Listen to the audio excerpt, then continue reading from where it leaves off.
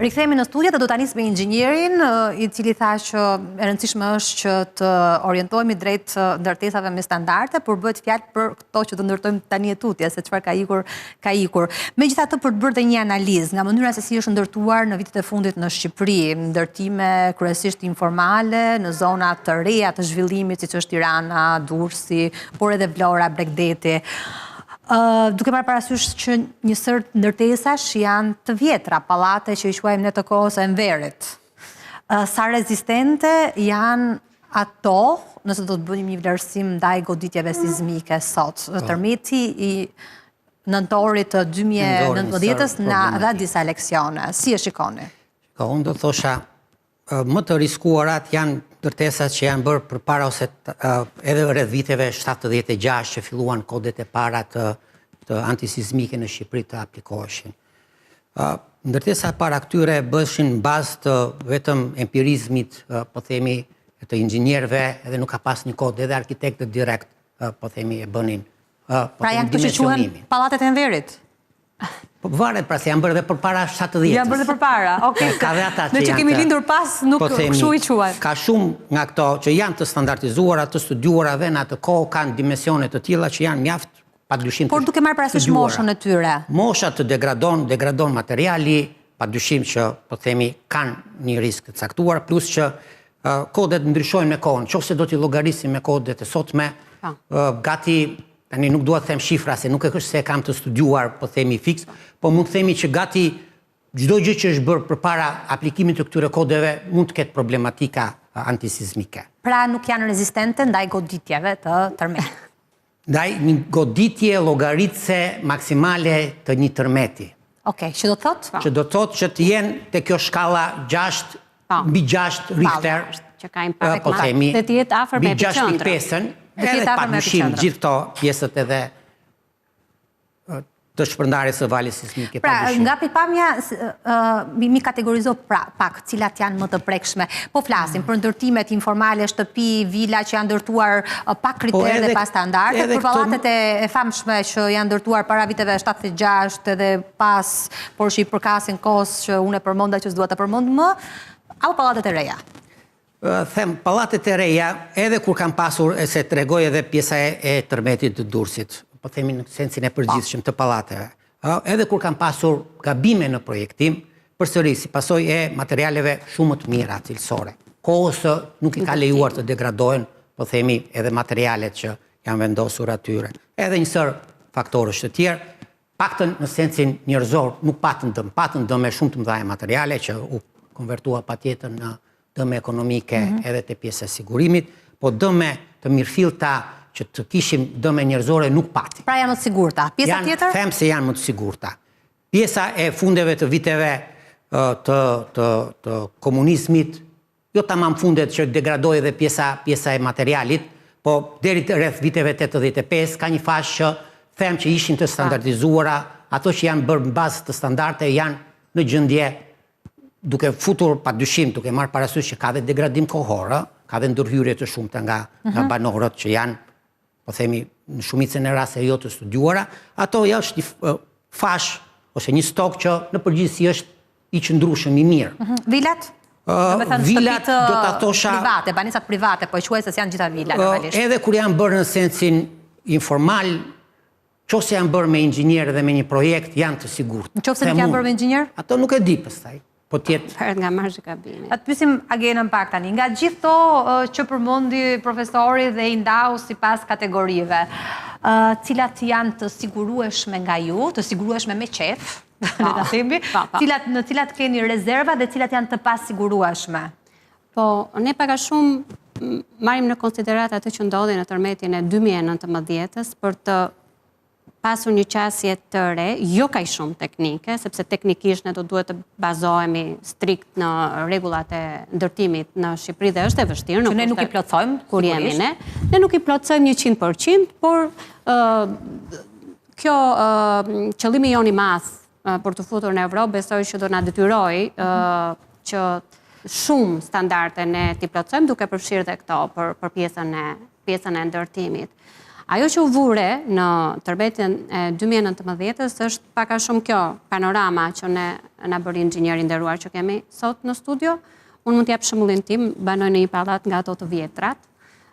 Do paguash më shumë ti me këtë skem të qeverisë? Po, kjo do të varet në draft thuaj, më fal që ndërpres, në draft thuaj që për të vendosur primin do merreshin parasysh disa komponent, që nga zona dhe mosha. Po, që nga zona ku është ndërtuar, nëse është sismike apo jo, lloji i strukturës, pallati vjetër, pallati i ri, mosha e tij e të tjera.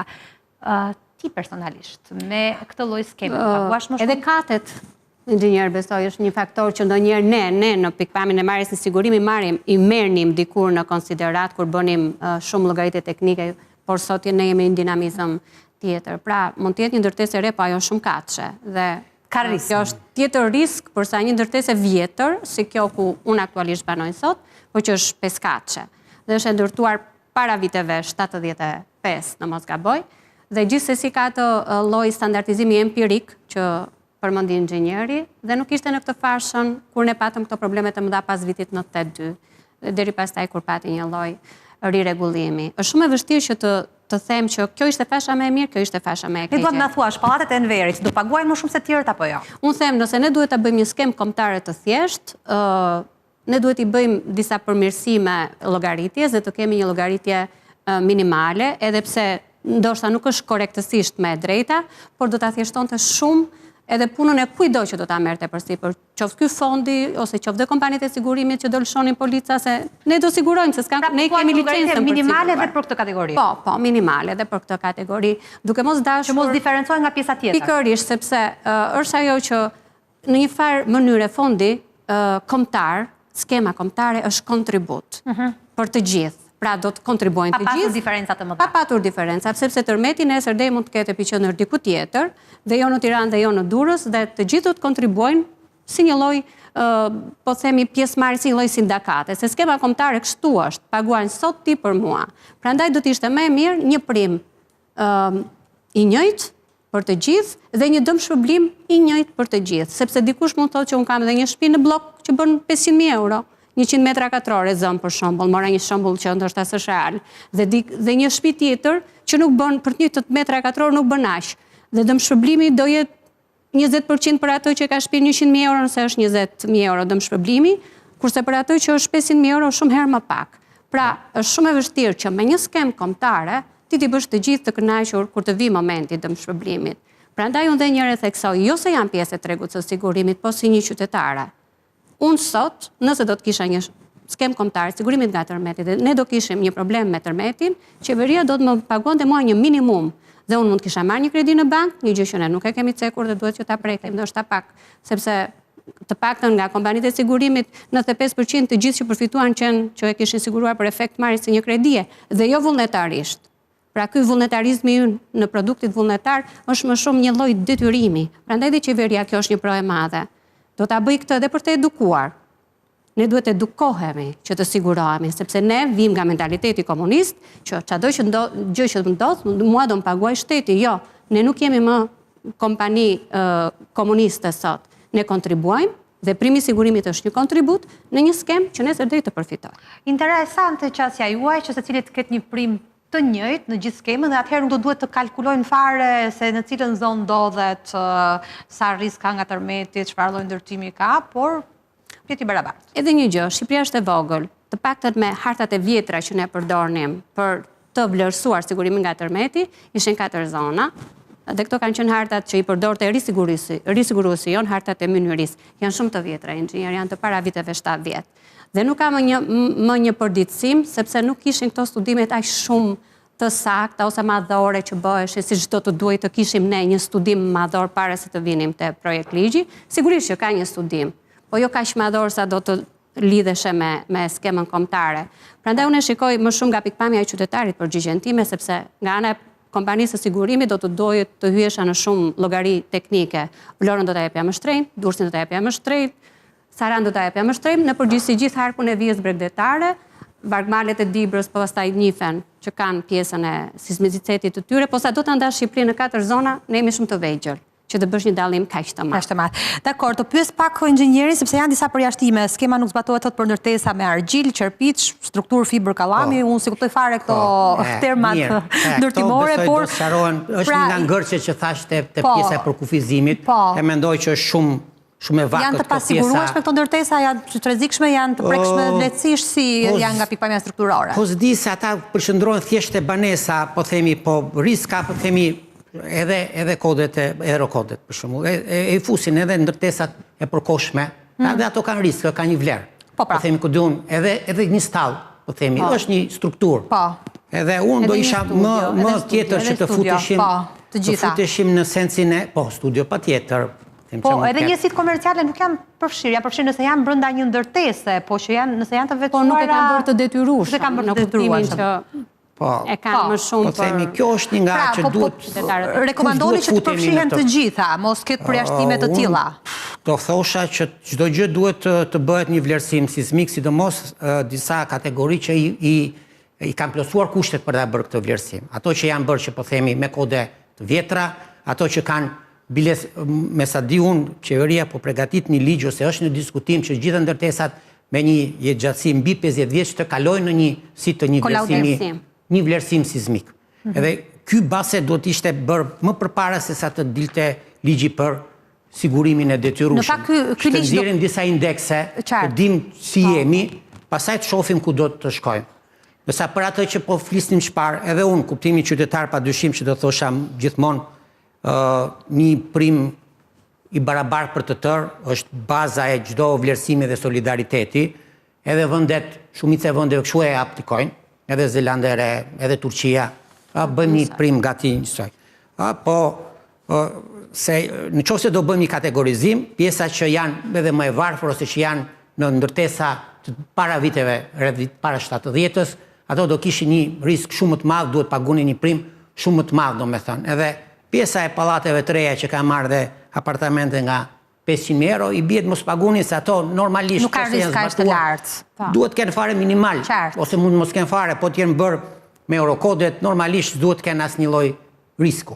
Po të jenë zbatuar, jo vetëm senca e projektit, po duhet marrë në vazhdimsi të gjitha, edhe pjesa e zbatueshmërisë, kontrollet, se një nga veçoritë që po shohim tani është që për shembull, edhe ente që kanë për detyrë të kontrollojnë cilësinë janë përqendruar vetëm në kontrolle kështu makro, mbajnë distancat, katë ma leje, katë pa leje, po pjesa e cilësia në mirëfill në ndërtim, shohim që neglizhohet gjithmonë më tepër. Paktën ky është perceptimi im personal pa bërë ndonjë analizë të përgjithshme. Shumë e drejtë ajo që përmendi profesori, ndërkohë duke qëndruar aty janë disa kategori që përjashtohen, ato kategori që kanë përfitime sociale nga shteti, që besoj do të jenë ato me ndihmë ekonomike, me aftësi të kufizuar, pensionistët, si e vlerësoni këtë lloj përjashtimi që është bërë? Po, mendoj që për sa kohë draft ligji është i hartuar nga shteti dhe duhet ketë minimumi një frym humanizmi, kjo është minimumi që shteti mund të ofrojë, duke qenë se në finale nga sa kemi kuptuar nuk do ta mbuloj komplet vlerën e ndërtesës që mund të prishet, por gjithsesi këta do të ishin të detyruar të kontribuonin, kanë vështirësitë e tyre sociale, njerëzore, është minimumi që mund bëjë shteti për shtresat në nevojë. Tani, roli i kompanive të sigurimit, ju konsideroheni si agente. Po. Në këtë rast, nëse unë e blej policën e sigurimit tek kompanit, pra tek agentët në rastin konkret. E rrjeti jonë i shitjeve. Po, do ta kem më të lartë primin nga ajo që... Jo, atëherë unë mendoj kështu. Çfarë fitoni ju në këtë mes, domethënë ideja? E para, nëse ky do të jetë një sigurimi detyrueshëm në masë, siç është bërë, shteti do të gjejë mekanizmat që të detyrojë qytetarët, siç ne sot jemi të detyruar të sigurojmë makinën tonë, sepse kemi frikën e ligjit e frikën e shtetit dhe bëjmë mirë, sepse në fundit sigurojmë dëmtime që mund të shkaktojnë palëve treta, atëherë të gjithë do të jenë të detyruar ta blejnë. Dhe nuk mund të barazohet kompania e sigurimit që ka të paktën kompanitë e grupit që jemi ne në Eurosig, njëra ka 33 vite dhe tjetra ka 22 vite.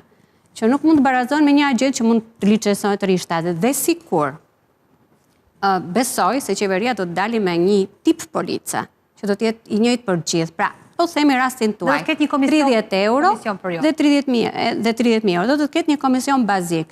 Askush nga agentët tanë, një polic sigurimi për automjetin e detyrueshme, sot vlen rreth 190 euro. Po themi automjetet personale që ne i përdorim për ditë. Ai do rritë të fokusohet me këtë dhe nuk do të jetë shumë interesuar. Përveç asaj, ai duhet ta informoj qytetarin që ti do të paguash këtë, po do të marrësh këtë në finale, sepse është detyra e ti, është detyra ligjore e agentit të sigurimeve, kushdo që ti pasqaroj, sepse ne kemi dhe këtë gjë, ne nuk e duam shumë informacionin. Dhe në të njëjtën kohë mund t'i ofroj dhe një paket tjetër që ti thot, shiko se nëse ti do të sigurosh vullnetarisht, mund ta sigurosh këtë të gjithë, e bën shumë komplekse. Domethënë, e para e minimizon kaq shumë rolin e kompanive të sigurimit që e suportuan me qytetari, absolutisht dhe me udhëzime, të gjithë popullin, sepse ne kemi paguar dëme që nuk në takonte që t'i paguanim, për të qenë humanitar në finale, se nuk do të merreshi me gjërat vogla, por e minimizon dhe në një lloj mënyre edhe e nënvlerëson eksperiencën që këto kompani sigurimi kanë. Nuk është puna te fitimi, për mendimin tim puna është te roli. Dhe nëse ne mund ta bëjmë më mirë, pse duhet ta bëj dikush tjetër? Edhe vlerësimin e dëmeve, se inxhinieri i besoj e di mirë. Po, tu ka një, mendoj unë, pjesa strukturale, sidomos të pjesat me shumë apartamente, ndërtesat, po themi, që nuk kanë vetëm një njësi. Pjesa strukturale është pronë e përbashkët e të tërve. Edhe ti nuk mund të ndash, do të shteti, në qoftë se do vërë një prim, nuk mund të ndaj që ta themi, njërit mund të aplikoj për një fash këthimi deri 30.000 euro dhe njëri për një fash deri në 50.000 euro brenda të njëjtës ndërtesë. Ndërtesa duhet që të dali, po themi, sido që t'jenë vlerat mesatarizuese, një projekt do bëhet për pjesën e ndërhyrjes, një kostu do ketë se ti do ndërhysh, mund ndërhysh vetëm në themele ose në katë për dhe, po njësoj ka kontributin edhe i në katin e 10. Që kjo duhet ndarë. Do të ndarë një shifër që ato shtresa që janë në nevoj, ti paguaj totalisht shtetit, ti suportoj, po duhet ketë një prim, jo të ketë një deri në 30.000, ta vendosi që për shembull 80% të kostos së rehabilitimit ose retrofitit të kësaj ndërtese do ta paguaj shteti. Dhe kontributi 20% ose siç e bën Bashkia e Tiranës me këto fasada tani. Kaq po themi do paguaj shteti, kaq do paguaj. Unë do isha shteti për në gjithë ngjarjet madhore duhet i paguaj totalisht ai, po themi, to janë zgjedhje. Jo, po, të tërë kemi pak, jemi pjesë e këti, po themi, gjëndje që jemi në këto, që nga pjesa e projektit edhe deri te pjesa e kontrollit dhe vlerësimit. Nuk janë njësoj përgjësirat, duhet mbajt dikush pa tjetër shumë më tepër se sa të tjerët, po që para këti fakti jemi, do me. Nuk është problemi thjesht të dënojmë edhe të vendosim kushte, është problemi të vendosim standardet që në fillim. Po, pra. Kjo është ideja. Dekor, në rastet kur kemi kredita, sqarojmë dhe këtë se kanë shumë qytetarë që marrin kredi në bank, i kanë, por edhe do të marrin të reja. Deri në primin, pra, në një farë kufiri, unë sigurohem tek fondi për tërmetet. Çfarë ndodh më tej, nëse ajo më mbulon një pjesë shumë vogël të kredisë? Polica e sigurimit që do të lëshohet për efekt të sigurimit të detyrueshëm nuk do të ketë fare lidhje me policën e sigurimit që kërkon banka. Pse? Në momentin që ne aplikojmë për një kredi, miratohet kredia dhe banka do të duhet të mbrojë investimin e saj edhe në përputhje me legjislacionin në fuqi sepse ka detyrim nga Banka e Shqipërisë që është mbikëqyrësi i bankave të nivelit të dytë, ne do duhet që të ofrojmë një policë sigurimi që mbulon të gjithë vlerën e kredisë, e cila mund të jetë 100, 200, 30, 40.000 euro, nuk ka rëndësi. Sa ne kemi mundësi që të marrim në bank dhe banka na e aprovon. Këto janë parat e bankës. Dhe në rast se ndodh një ngjarje madhore dhe ai objekt dëmtohet, po themi totalisht, këto lek shkojnë për llogaritë të bankës dhe qytetari si përfiton. Ai nuk e ka më këtë kredi, pra nuk e ka më detyrimi, nuk është më borxh. Nuk është në borxh më me bankën. Por banka thotë, sigurimi detyrueshëm mua nuk më vlen. E para, unë nuk jam përfituese në atë sigurim, është vetë personi. E dyta, unë e kam 100.000 euro. E treta, aty thot vetëm tërmeti, unë e dua edhe zjarin, sepse tërmeti është një ngjarje madhore që mund të ndodhë në periudha krimi. Rishtazi nga fillimi deri në fund sigurimin apo nga mbi atë vlerë që të ka siguruar shteti? Kjo është një marrëdhënie që ne duhet ta rregullojmë ndërmjet bankës edhe shtetit, por unë mendoj, nëse dikush do që të eci përpara me marrjen e kredisë, do ta bëjnë ka zero. Dhe fatkeqësisht do të kemi dy sigurime, edhe pse 20 euro, 30 euro mund të jetë minimale. kontrollin dhe vlerësimin e gjithë pallatit, kur vetëm një apartament në atë do bëj këtë vlerësim, do marri kredi. Jo, banka ka vlerësimin Banka ka vlerësimin e saj individual në këtë rast. Vlerëson vetë individualisht. Po, pra, duhet të kaloj nga totali gjithë ndërtesës, se duhet nisën me disa parime të tjera, që nga projekti, besueshmëria, firma ndërtues. Në rast të kreditimit. Absolutisht. Mirë, prandaj është. Ajo nuk diskutohet fare. Ai mund të jetë edhe në katin e 11, më fal, Elisabeta, por ne kemi raste që është dëmtuar pallati strukturalisht, është dëmtuar, por nuk ka asnjë dëmtim fare asnjë. Në katin e 11, pas 3 viteve na ka ardhur me RDS4, që do të thotë dëm total. Dhe kemi pas shumë të vështirë për të dhënë dëm shpërblimin, për shkak të gjithave gjë. Kemi dhe raste të tilla. Prandaj, unë them që në rastin e bankave, dhe dua ta ritheksoj edhe një herë se sa pak ne sigurohemi, 95% e të gjitha policave të sigurimit e të siguruarve që janë dëm shpërblyer nga tërmeti, kanë qenë për efekt të bankave. Të kredive që janë. Dhe ka qenë këtu dhe nën sigurimi një element tjetër, se dhe këto sigurohen me vlerën e kredis. Në vitin e fundit kemi pasur një apartament të siguruar për 5.000 euro. Dhe ai thoshte pse kam siguruar 5.000 euro zotri. Dhe se bërë asgjë. Megjithatë se koha ikon shumë shpejt dhe nuk kemi më shumë kohë në dispozicion për të trajtuar gjithë të draft që ndoshta do donte 2 emisione, po pak për përmbytjet. Drafti përfshin dhe përmbytjet, sigurisht jo i detyruar për të gjithë qytetarët shqiptar, por në ato zona ku ka rrezik real për përmbytje dhe që ka pasur dhe historik të mëparshëm apo pretendohet të ketë historik. Sa i takon përmbytjeve, si lidhet hartëzimi i zonës me cilësinë e ndërtesës, kush merr më shumë rëndësi në rastin e një përmbytjes? Në parim do thosha është njëjta gjë si me tërmetin, ke një rrezik, ke një ndërtesë ose një ndërtim që ka një vulnerabilitet të caktuar kundrejt kësaj ngjarje, ke edhe pasaj dëmtueshmërinë e gjithë funksionimit të kësaj. Do të thonë, njësoj është si parim. Thjesht kjo pjesa e hartës sismike thamë që mund të përfshitë tërë Shqipërinë se janë zona shumë më të gjëra. Pjesa e hartës së rrezikut të përmbytjeve mund të jetë e përshëndruar në zona të caktuara që janë të studiuara, po themi janë të regjistruara si zona me risk, që mund të bëhet edhe mund të përshëndrohet po aty. është një tiparim? Një tiparim. Nga ana e sigurimeve, si shikohen përmbytjet? A duhet të ketë një prim të kalkuluar ndryshe nga si tërmetet, apo? Po.